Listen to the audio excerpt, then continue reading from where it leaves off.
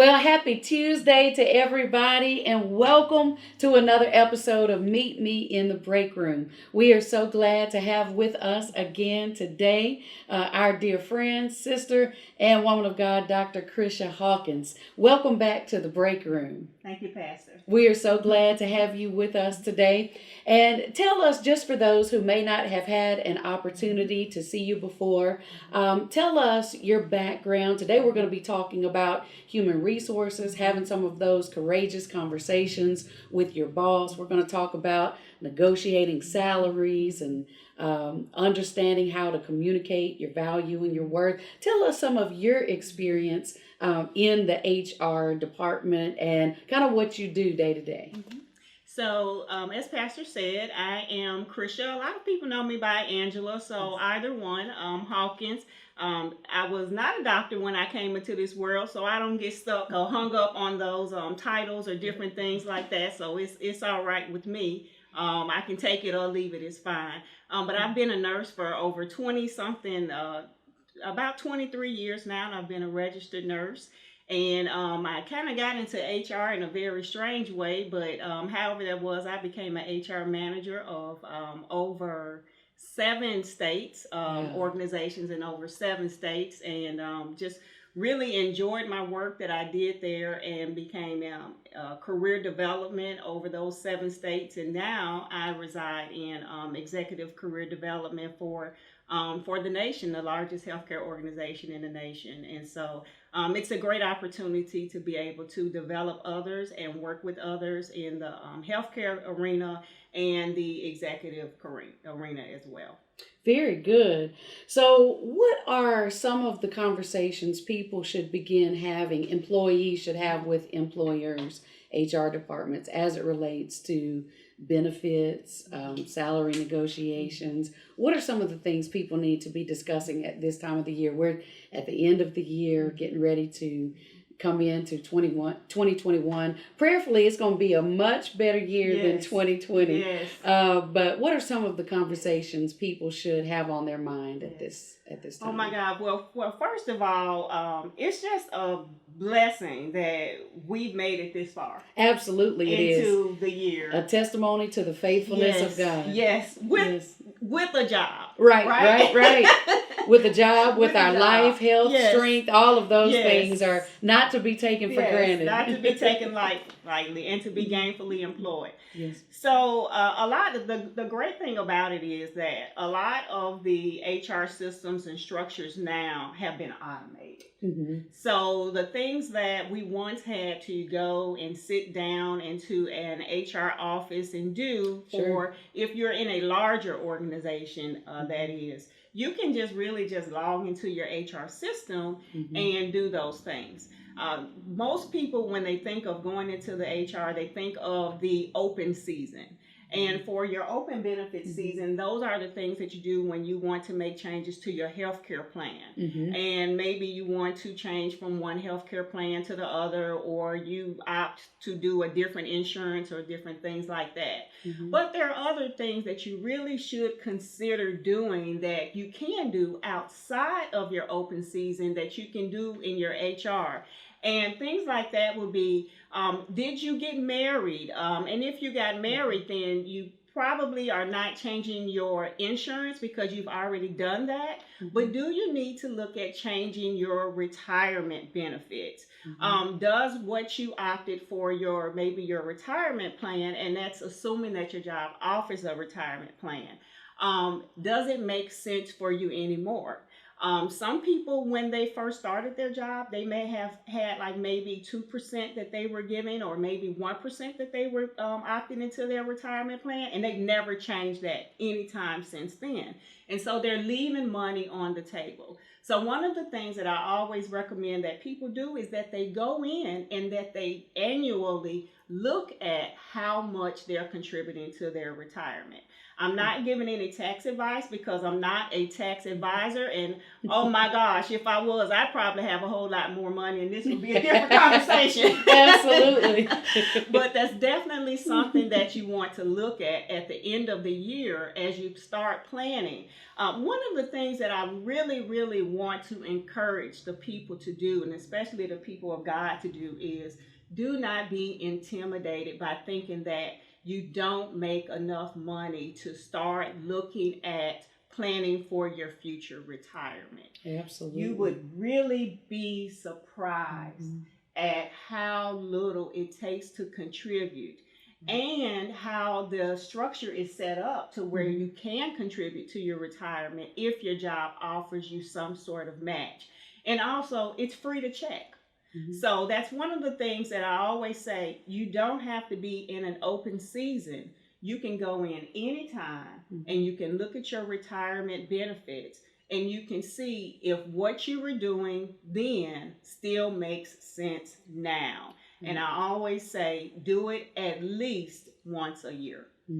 I know another thing that's important is checking who you have named as beneficiary, because many times that can change over the course of time, over the course of years. Absolutely. Someone that you've named may have passed on, so it's important to make sure that you have the right people in place. Marriage or divorce. Absolutely. It happens. Absolutely. Even in the church. Maybe the birth of another child. Absolutely. You know, even those things. Absolutely. Yes, divorce does happen even in the church. And so you got to make sure that you're dotting your I's and crossing your T's and making sure you're building a future for yourself and for your family. For your family. Yes, ma'am. Absolutely. And then you also want to make sure that your family knows where that information can be located. Absolutely. So this is a really, really good time to update that information and share that information with your family. I keep a little file and I email it to my family.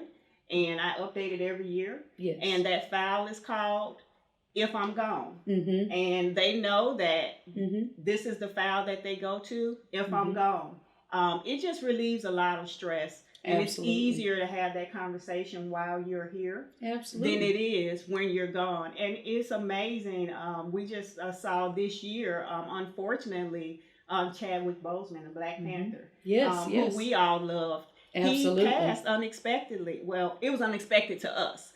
But the people who were close to him, they knew what he was going to. But we see now that his wife was dealing with going through probate. Yes. And probate lawyers, they take up a lot of money in the courts because of probate, because he didn't have a will. Right. So it's things like that that you just really want to, at the end of the year, when it comes to your HR, you just want to kind of put those things in absolutely. And he played so many major roles with 42, with James Brown, with Black Panther. And, you know, when you work so hard, and he knew what he was dealing with, but worked so hard, he left a legacy behind, you know, but then to have that up in the air is a tragic situation. So many times it's not that people haven't done the work, but it's making sure you're protecting what you've worked so hard to achieve for your family. I know one of the things you mentioned a while ago was not being intimidated. To be able to speak with your employers, with your employees, having those conversations back and forth about benefits, about promotion, about just the value you bring, you know, the things you bring to the table. And so annual performance reviews, those should be a part of every work situation.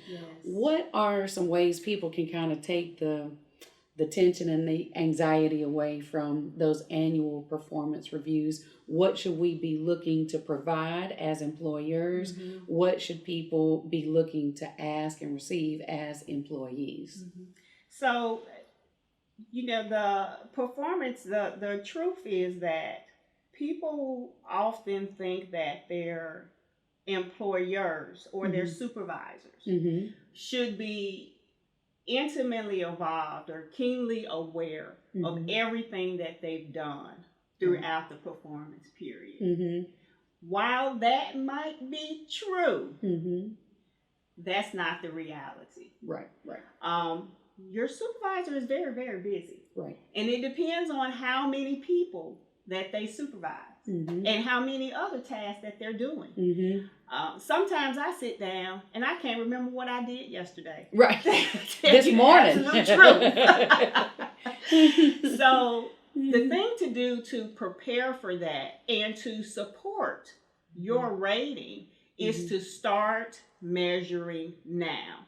I always say, measure what matters. Yes. And if you don't measure it, then what you're saying is it doesn't matter. Again, I really want to emphasize that it does not matter where you are in a leadership or in an organizational structure. Even if you work for McDonald's, you can measure the work that you do. If you're a cashier at McDonald's and your drawer is balanced every day, then you can measure that your drawer is balanced 100% of the time. If you work for McDonald's and you get customers that say that you gave good customer service, then you can measure how many customers said that you gave good customer service. I want us to take accountability and responsibility for doing that. One of the templates and the formats that we often use to do that is called the SMART format. And that's the measurement that we use, and it's called SMART, and it's an acronym, and it stands for be specific, use a measurable format, make sure it's attainable, make sure it's realistic, and it's time measurement. So a good example of that is, I always say, I want to lose weight. So what does that mean? Just to say, I want to lose weight. Right. What does that mean? That means absolutely nothing. Just to say I want to lose weight. But if I come to you, Pastor, and I say, I want to lose 5 pounds by January 5th. That's measurable. That's measurable. That's specific. It's That's realistic. It's Absolutely. time. Yes. So if January 5th, I come back to you and I have not lost 5 pounds, then you can hold me accountable to that. That's right. That's right. So that is what you want to do when you're doing your performance goals. And this is the same thing for your employee. If you are an employer and you have an employee, you cannot hold them accountable for something when you have not let them know what the expectation is. Right. If you've not told them what the expectation is, don't get frustrated when they're not doing what you expect them to do. Right. And I want to say that again. If you've not told them, don't expect them to be a mind reader.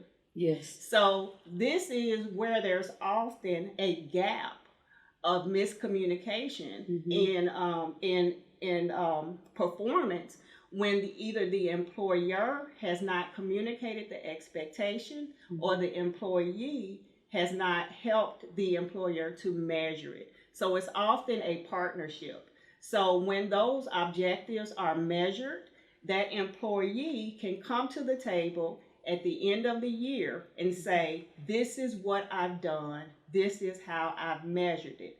I want to say that when it comes to performance appraisals, it is not enough just to do your job if you're looking for more money. That is your reasonable service to the organization. Say that part again. It's your reasonable. Coming to work and just doing your job, that is reasonable. That's what they pay you to do. Right. In order to get more, you must do more. And I don't know any other way to put it. Yeah. In order to get more, you must demonstrate that you have done more. So I think those are the conversations that you should really have going into it. And also, what does more look like? Does more look like quantity or does more look like quality? For some people, more looks like quantity. So does it look like you made more widgets or does it look like you made better widgets? And those are the conversations that really need to take place. So going into the performance year, and I'm speaking now to people who may be trying to prepare to get their ducks in a row to get a raise for that next period. You want to go into that conversation with your SMART goals, the things that you have done, those things that you have measured. Because what you don't want to do is talk from a position of, give me more money because I need. The organization is not in business to meet your needs. As unfortunate or fortunate as it is, it's a social partnership. So it's not just one-sided. You meet one another's needs, but it's not just based on your needs. So you really want to speak from a position of how you meet one another's needs.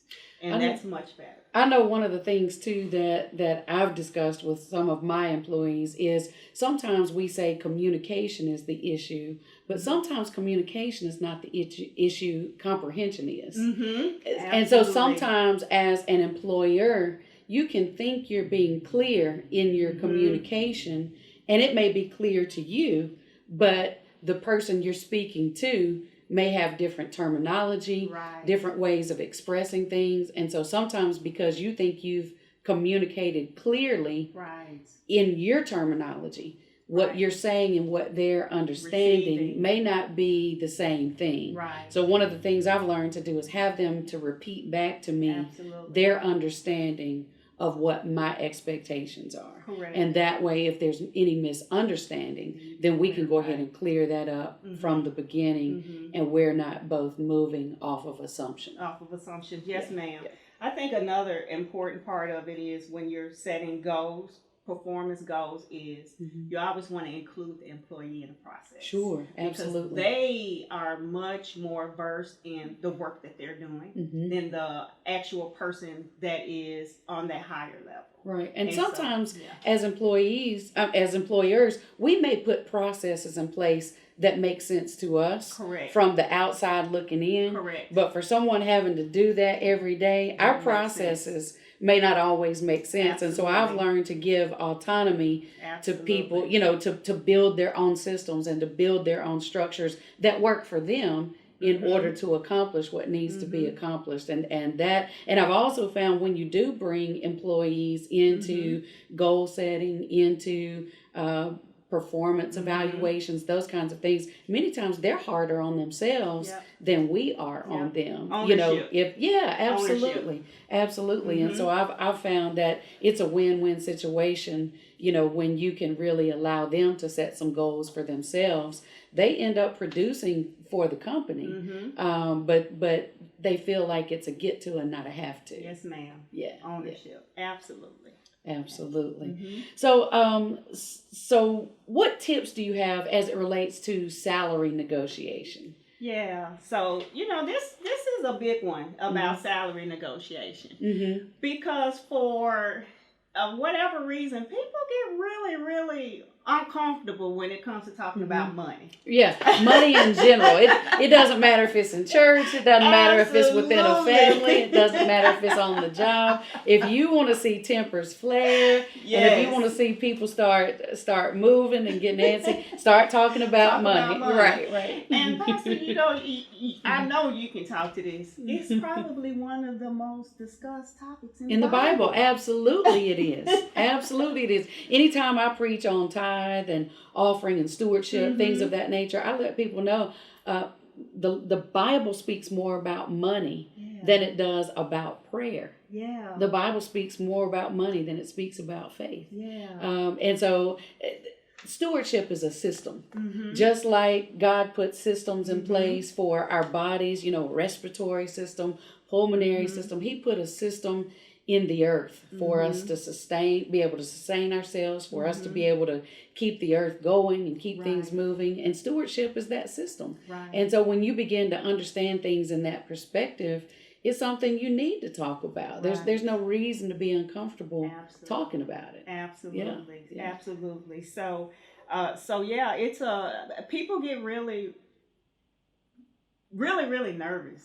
Uncomfortable on both ends. The employer and the employee. Absolutely. They get really frazzled when you talk about money. So so when it comes to negotiating salaries, there are three things that really go into play when we talk about negotiation. Okay. And so there's one, and I know that we have people that listen from all over for JRC, but really for the people who are in the Jackson area, I want to use an example that I think we can relate to that are in this area, and that example I know is where you're going. Coach Prime. That's right. That's right. Coach Prime. There was an article in the Clarion Ledger. Absolutely. About, I think it was the Clarion Ledger. About and if it's not, please don't give me. But there was an article somewhere that I saw about Coach Prime and the pay that he had warranted for his for bringing him to Jackson State University, and that's the HBCU. So there are three factors that really come into play when it comes to negotiating your salary. Those three factors are your individual equity. What do you bring to the table? What is it about you that's specific? What specific skills, attributes? And we know for him, name recognition alone. Oh my gosh. He'll bring about something. Brand, Absolutely. the things that he brings, the excitement, the things that he brings. Let's talk about his skill set that he brings. There's so many things that he brings. Access to people, access to companies, access to so many things that the average coach may not have. So Coach Prime, I couldn't go and get that. Kind of, that kind of pay to be a coach at Jackson State University. You couldn't do. So when we talk about negotiation, that's one of the things that you really have to look at when you go into your position is, and that's really an example, but I want you to think about what is your individual equity into the organization. What unique skill sets do you offer the organization that you bring? So that's one example of what you need to have as far as your negotiating power. The second factor that I want you to think of when you get ready to discuss back to individual equity. Those SMART goals that we just talked about, that's what you want to have prepared when you talk about your individual equity. So you want to use your SMART goals because that should be objective. That shouldn't be subjective. That shouldn't be, well, I think I did this, or I believe I did this, or I think I'm this. No, that should be very factual information of what you did. And those SMART goals will help you get that. The second part is your internal equity. And the internal equity is what's going on within the organization. So the organization could really want to give you a raise, but if they don't have the funding to give you a raise, or if the salaries are the average salaries in that area, they don't really justify that, or what's going on within the organizational culture. So you really have to look at the internal equity. So that's very, very important. That's the second part that you have to look at. And people have to also understand salaries can only take up a certain percentage of an entire budget. Absolutely. That you can't spend 80% of your budget on salaries, And so that's something that sometimes employees may not understand, well, why can't we do this, or why? Because you've got to stay within certain percentages to have a budget that works for the organization as a whole. Unless you have individual equity, like in Coach Prime's example, that will where you're going to be bringing absolutely.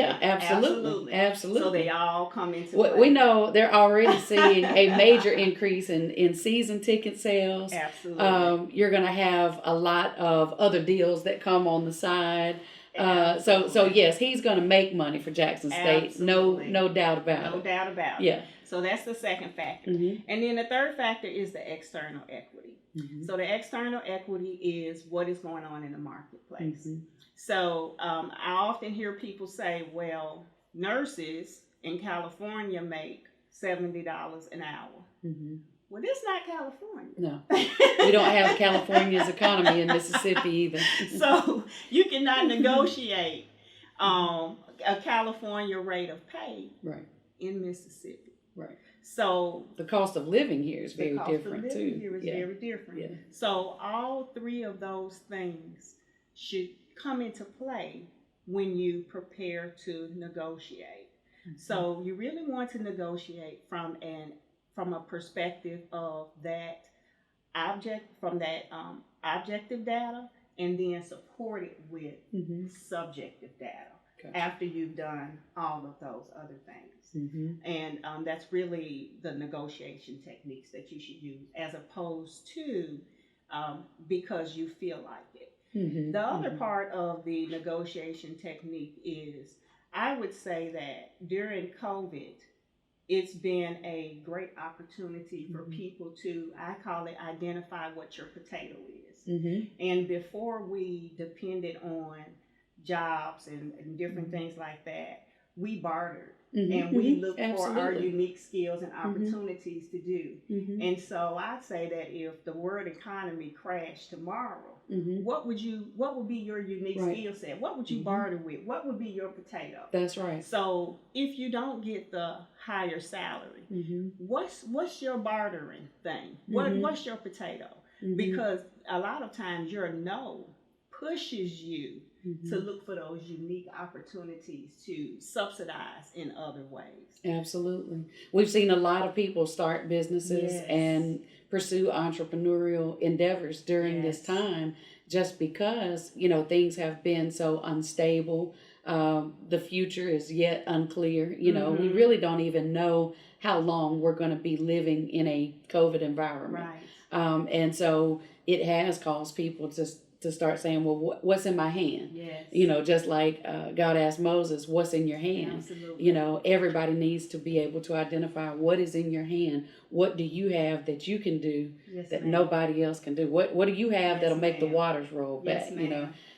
Those kinds of things. So let me ask you a question. We're talking about negotiating salaries. We're talking about bartering. Do you think women struggle with negotiating their value and their worth maybe more than men? We know there's been a lot of discussion in the world around us, even about equity between the salary of men and the salary of women. Do you think women tend to have a hard time, having that conversation and really being confident in communicating their value and their worth? Pastor, I think that had someone have asked me that question maybe a year or two ago, I probably would have had a different answer. But now I think my answer have changed. I think that people struggle with us communicating that. And because people struggle with us, we have had to reposition to adjust to how people struggle with us. There are a lot of books on leadership and communication. Absolutely. Very few of them are written by women. So unfortunately, what works for men in business does not work for women. It causes a woman to be now you're talking about it in the workplace, and I can speak to it from a ministry stance. Ma'am. If a woman is strong and independent, she's automatically called a Jezebel. By some leaders. Well, let's talk about it. Yes, this is break room conversation right here. And so a lot of things, like you're saying, that cause a man to be viewed as confident, as capable of leading, as one who is clear in their direction. Sometimes if a woman is strong, independent, clear in what she's called to do, clear sense of direction, that can be intimidating to other people. And many times women are viewed as controlling, manipulative, Jezebel. These are words we get called if we express those same right. Those same behaviors. So talk to us about that from an HR perspective in the workplace. Yes, ma'am. So I think that thankfully, because we are starting to shift. It's beginning to shift. Yeah. Who can get the job done? Yes. Who can get the job done, do it well, and take care of the people in the process of getting the job done. And that's not to say all men are bad or all women Absolutely are great, not. but Absolutely it's being able to see people as individuals rather than stereotyping people by groups. It happens with race. It happens with gender. It happens, just in it happens with politics, with parties and all of those kinds of things. And it's so detrimental because we're missing the uniqueness of each individual and what each individual is bringing to the table. Unfortunately, we, meaning women, we have been our own enemies. It's not always been men.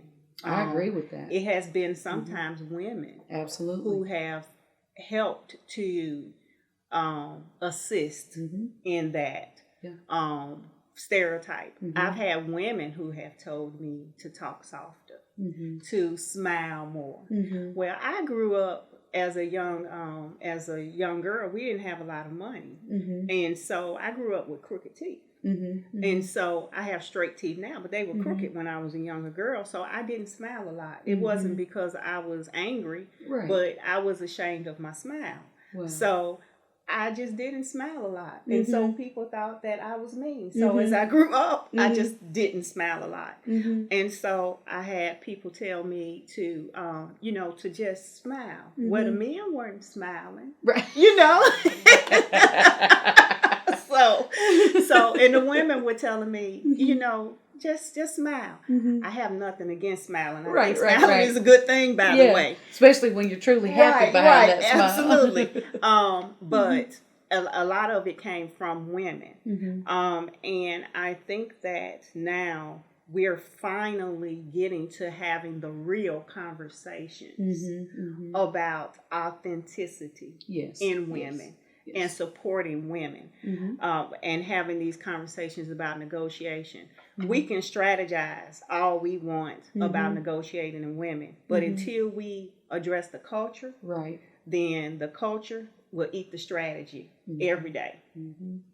And so I'm glad that we're finally changing the culture. Yes. And so for us in negotiation, I think that what we need to do is, one, find allies and women allies and male allies. Absolutely. Find mentors and find support in not just male authors, but female authors. Absolutely. Who can guide us through this, because leaning in, as you say, it doesn't always work for us. Right.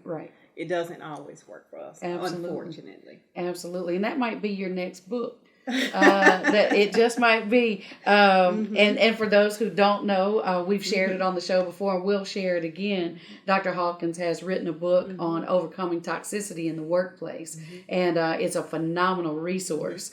As a matter of fact, we're having her to come in and do some presentations for some of our staff members, but a phenomenal book. But pray about that. That may be your next book. It's the next one. Yeah, okay. Absolutely. But is there anything else that you would like to share today, whether it be just from professionalism in the workplace to anything related to HR, anything? No, the only thing I just want to say is just because we're having the conversations doesn't mean we're always having the conversations well. Right. So with the right people. Or with the right people. Sometimes we're having the right conversations, but we're having them with the wrong people. Wrong person, right. And you know what? Sometimes the break room is not the right place. It's great that you and your employees, your coworkers have figured it out, but now you got to have that conversation with your employer. With your employer, right. Yes, ma'am. Yes, ma'am. So I'm just going to say, take control and take accountability of your own career. Absolutely. Don't leave it to chance. And it's really up to you to really leverage that and have those courageous conversations. And thank you, Pastor, for for doing Absolutely. this and getting this before the people. Absolutely. I'm always looking to get some practical things out to people. I believe that iron sharpens iron. I believe we should constantly be sharpening our skills. We should always be looking to learn. I'm a lifelong learner. I think that that's something everybody should just commit to is always learn. I want to learn something new every single day. And I want to always be reaching up to somebody who's ahead of me. I want to be reaching back to somebody who's coming behind me and reaching across to those who are walking with me. And I believe that the only way we do that is to make ourselves lifelong learners, and then to always be willing to teach others what we've learned for ourselves. So I believe you do a wonderful job at that, and I want to thank you. You always come with great substance. You come with good deliverables that we can measure what we've learned when we walk away from the conversation. So I want to thank you for your time. Thank you for your love for the people of God. And thank you for coming to share a few moments with me in the break room. Thank you. Well, listen, I know that you guys have been blessed today. A lot of information has been discussed and shared. We're going to put some more information there at the bottom of the screen. And we're going to also let you know how you can get Dr. Hawkins' book and how you can contact her if you would like to contact her for any type of HR training that you may have. She's a busy lady, but I believe that she'll make some time for you. So we want to thank you guys. I pray that you've been blessed. And listen, if you are, take some time to share this with a friend, host a watch party on your page,